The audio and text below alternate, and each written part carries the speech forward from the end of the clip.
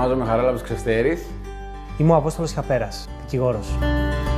Ποτάμι, γιατί νιώθω ότι ο καθένας από όλους εμάς πρέπει να συνεισφέρει από το μετερίζει του και όσο μπορεί για να αλλάξει η κατεύθυνση του τόπου. Αισθάνθηκα ότι είναι υποχρέωσή μου. Το εύκολο πράγμα είναι να ασκείς κριτική. Το δύσκολο να πιστέψουμε ότι μπορούμε. Και μπορούμε. Θα πρέπει να γίνουν χειρουργικές τομές και όχι νομοσχέδια με οριζόντια εφαρμογή. Θα πρέπει να βρίσκουμε τι ακριβώς θέλουμε και να το παράγουμε. Παράδειγμα, τα 100 στρέμματα ζυτάρι κάνουν συνολικό τζίρο περίπου όσο κάνει ένα στρέμμα ακτινίδια. Πρέπει λοιπόν να εστιάσουμε στις δεντρώδεις καλλιέργειες και στις παραδοσιακές ποικιλίες.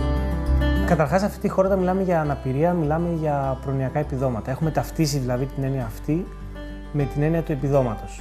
Δεν έχει καμία απολύτως σχέση. Είναι ένα αδυναμικό κομμάτι της κοινωνίας, το οποίο έχει πάρα πολλές δυνατότητες, αρκεί να του δώσουμε τα κίνητρα και έτσι θα γίνει ένα παραγωγικό κομμάτι της κοινωνίας. Για να αλλάξεις το οτιδήποτε, πρέπει να θέλεις και να μπορείς. Εμείς και θέλουμε και μπορούμε. Να αφήσουμε τους εχθρούς που δεν υπάρχουν, να ξεβολευτούμε, να αφήσουμε την ευκολία του μικρού κοσμού μας.